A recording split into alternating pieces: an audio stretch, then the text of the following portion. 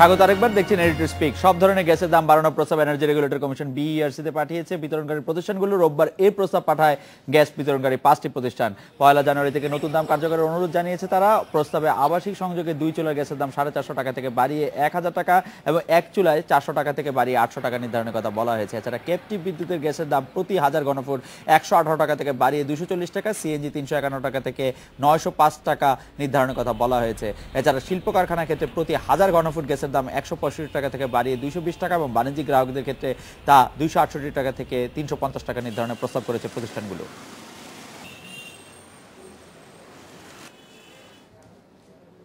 Gas সংযোগ না পাওয়ায় এক যুগেও চালু হয়নি 54টি সিএনজি ফিলিং স্টেশন চালু করতে না পারায় আর্থিক ক্ষতির সম্মুখীন হতে হচ্ছে বলছেন উদ্যোক্তারা। তবে গ্যাস সংকট থাকায় এই মুহূর্তে কোনো সিএনজি ফিলিং স্টেশনের সংযোগ দেওয়া সম্ভব নয় বলে জানিয়ে দিয়েছে বিদ্যুৎ ও জ্বালানি প্রতিমন্ত্রী নসরুল হামিদ।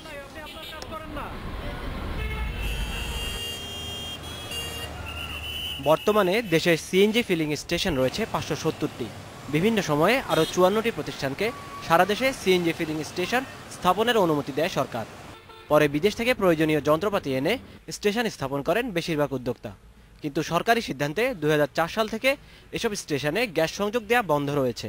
এদের সমস্ত আনুষ্ঠানিকতা সম্পন্ন করার পরে সমস্ত অনেকে প্রায় ম্যাক্সিমাম স্টেশন স্থাপনও করে ফেলছে, অনলি জাস্ট গ্যাস কানেকশনটা বাকি আছে।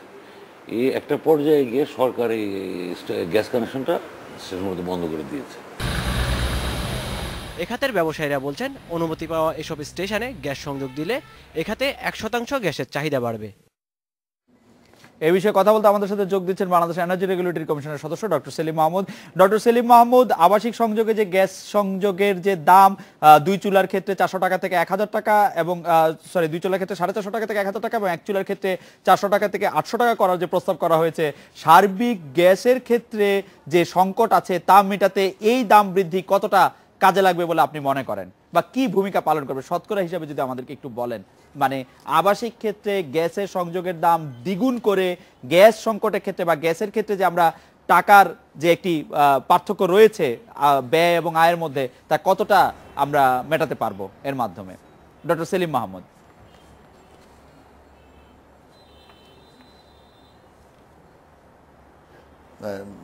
আসলে যে বিষয়টা হচ্ছে যে আপনি জানেন যে সার্বিকভাবে সকল গ্রাহকের জন্য যে একটা কম্প্রিহেন্সিভ প্রাইসিং, সেটা আমরা করেছিলাম সর্বশেষ 2009 সালে।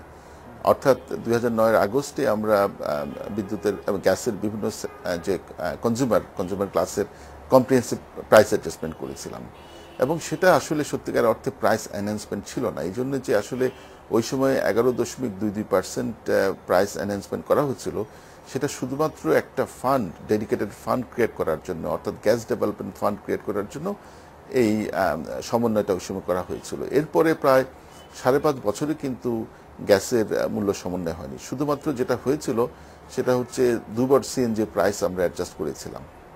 তো আপনি যেটা বললেন যে ডোমেস্টিক প্রাইস যেটা 1000 টাকা প্রস্তাব করা হয়েছে, এটার আসলে মূল বিষয়টা হচ্ছে যে আপনার আসলে গ্যাস প্রাইসিংয়ের দুটো ফর্মুলা, একটা হচ্ছে কস্ট বেসড অ্যাপ্রোচ আর একটা হচ্ছে অপরচুনিটি কস্ট অ্যাপ্রোচ।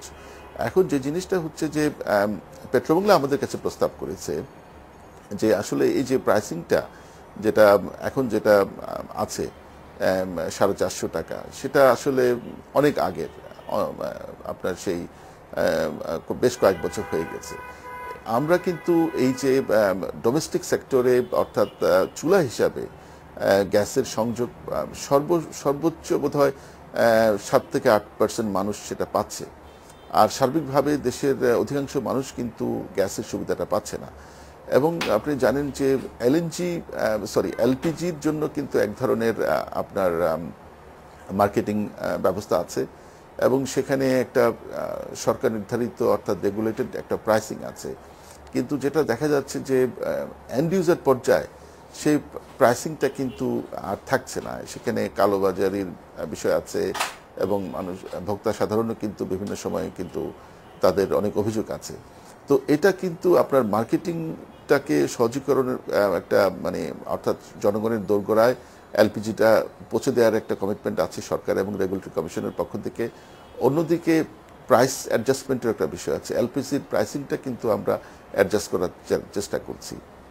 এখন গ্যাসের বিষয়টা হচ্ছে, গ্যাসের প্রাইসটা যদি আমরা এটাকে আপনার অ্যাডজাস্ট না করি, মানে আপনার একটা ন্যাচারাল রিসোর্স, আপনার গ্যাসটা হচ্ছে একটা ন্যাচারাল রিসোর্স, সেটার প্রাইসিংটা যদি ইকোনমিক না হয়, এবং সেটা কিন্তু ইকোনমিতে এক ধরনের প্রবলেম ক্রিয়েট করে। যেমন আপনার সেখানে প্রাইস ডিস্টরশন হলে আর্টিফিশিয়াল ডিমান্ড বেড়ে যায়, এর অপচয় হয়, অনেক ধরনের কিন্তু সমস্যা হয়। সেই জন্য সারা বিশ্বেই কিন্তু আপনার ন্যাচারাল গ্যাসটা আমাদের এখানে ব্যবহার করা হচ্ছে এক ধরনের প্রাইমারি ফুয়েল হিসাবে। এখন এনার্জি ইকোনমিক্সের একটা প্রিন্সিপাল হচ্ছে যে যদি কোনো পার্টিকুলার ফুয়েল আরেকটা ফুয়েলের বিকল্প হিসেবে ব্যবহার করা হয়, যে ফুয়েলটার বিকল্প হিসেবে ব্যবহার করা হচ্ছে তার সাথে ইন্ডেক্সেশন করে কিন্তু প্রাইসিংটা করা হয়। তো এখানে এলপিজির যে অধিকাংশ মানুষ আমাদের দেশে গ্যাস পাচ্ছে না, এখন যারা সৌভাগ্যবান 7-8% মানুষ, তাদের ক্ষেত্রে যদি প্রাইসিংটা আমরা একেবারে কমিয়ে রাখি আর্টিফিশিয়ালি, এবং এর অপরচুনিটি কস্টের ওই দিকে আমরা না তাকাই, তাহলে কিন্তু এক ধরনের সমাজে এবং বাজারে এক ধরনের বৈষম্য সৃষ্টি হবে। আমার মনে হয় এই সমস্ত আর্গুমেন্টের, এই সমস্ত বিবেচনা। জি ডক্টর সেলিম মাহমুদ, এই বিষয়ে আপনার বক্তব্য পরিষ্কার যে বাজারে যেহেতু আমরা বোতলের গ্যাস বা এলএনজি গ্যাসের মধ্যে যে দাম এবং সে আমরা গৃহস্থালিতে যে গ্যাস ব্যবহার করি সেই দামের মধ্যে যেহেতু একটা বড় পার্থক্য রয়ে যাচ্ছে, সেটা সমন্বয়ের জন্য সেটা খুব জরুরি। আমরা এই মাত্র জানতে পারলাম যে জানুয়ারি থেকে বিদ্যুতের দাম বাড়ানোর ক্ষেত্রে প্রস্তাব করেছে পিডিবি, এবং সেটি আপনারা হয়তো সেটি বিবেচনা করছেন এবং বিদ্যুতের দামও আপনারা বাড়িয়ে দিচ্ছেন। সেইটার ক্ষেত্রে কি যুক্তি থাকতে পারে যে বিদ্যুতের দামও বাড়ানোর ব্যাপারে যে আপনারা চিন্তা করছেন এখন? না না না, আমরা দাম বাড়িয়ে দিচ্ছি সেটা না। আপনার মনে আছে যে সর্বশেষ বাল্ক টেরিফ অর্থাৎ পাইকারি মূল্য আমরা অ্যাডজাস্ট করেছিলাম 2012 সেপ্টেম্বরে। তারপরে প্রায় 2 বছরের অধিক সময় কিন্তু আমরা বিদ্যুতের পাইকারি মূল্য সমন্বয় করিনি। তো এখন আপনি জানেন যে আমাদের এখানে এই যে পাওয়ার জেনারেশন, এই সেক্টরটা কিন্তু এক্সপান্ডিং, প্রচণ্ড চাপ আছে সেখানে। অ্যাগ্রেসিভ এই যে পাওয়ার জেনারেশন, এই সেক্টরটা কিন্তু এক্সপান্ডিং, প্রচণ্ড চাপ আছে সেখানে। অ্যাগ্রেসিভলি এক্সপানশন হচ্ছে। আমাদের 2000 খেয়াল করেন 2009 জানুয়ারিতে ছিল 3266 মেগাওয়াট আমাদের জেনারেশন, রিয়েল জেনারেশন। এখন রিয়েল জেনারেশন 7000-এর উপরে হয়ে গেছে। ওই সময় ইনস্টল ক্যাপাসিটি ছিল 4000-এর বেশি। এখন আমাদের ইনস্টল ক্যাপাসিটি হয়ে গেছে 10,000-এর উপরে, প্রায় 11,000 মেগাওয়াট। তো এই বিষয়ে, এই কারণে কিন্তু আমাদের আপনার বাল্ক টেরিফ অর্থাৎ জেনারেশন টেরিফের সমন্বয়ের একটা বিষয় আছে। এর অন্যতম কারণটা হচ্ছে, আরেকটা কারণ হচ্ছে 2009-এর আগে কিন্তু আমাদের যে পাওয়ার জেনারেশনে গ্যাসের লিকুইড ফুয়েলের কন্ট্রিবিউশন অর্থাৎ ডিজেল ফার্নেসেল কন্ট্রিবিউশন ছিল লেস দেন 4%। এখন সেটা 20%-এর মতো হয়েছে, কারণ আমরা ঐতিহাসিকভাবে কিন্তু গ্যাসের উপর ডিপেন্ডেন্ট ছিলাম। হঠাৎ করে যখন গ্যাসের সাপ্লাই সাইডে প্রবলেম দেখা দিল, তখন আমাদেরকে ক্রাইসিস ম্যানেজমেন্টের কারণে, অর্থাৎ এই যে স্বল্পমেয়াদী এবং মধ্যমেয়াদী যে প্রকল্পগুলো নেওয়া হয়েছিল, সেখানে কিন্তু আমাদের একটা এক্সপেকটেশন ছিল এবং কমিটমেন্ট ছিল খুব দ্রুততম সময়ে মানুষের কাছে বিদ্যুৎ পৌঁছে দেওয়া। সে কারণে কিন্তু আপনার এই যে স্বল্পমেয়াদী যে প্রকল্পগুলো নেওয়া হয়েছিল 3 বছর এবং 5 বছরের প্রকল্পগুলো, এবং তার একটা বড় অংশ ছিল লিকুইড ফুয়েলে। তো এই যে লিকুইড ফুয়েলে থাকার কারণে আপনি খেয়াল করেন গ্যাসে উৎপাদন করলে 3 থেকে 5 টাকার মতো খরচ পড়ে, আর যদি আপনি ফার্নেসেলে করেন 16 টাকার বেশি, যদি ডিজেলে করেন 20 টাকার বেশি। এই যে চাপটা কিন্তু টেরিফে পড়েছে। এর ফলে কিন্তু জেনারেশন কোম্পানি যে আমাদের সিঙ্গেল বায়ার পিডিবি বাধ্য হয়ে কিন্তু আমাদের কাছে আবেদন করেছে। ডক্টর সেলিম তো মাহমুদ, আমরা আপনাকে মূলত আপনাকে অনেক ধন্যবাদ।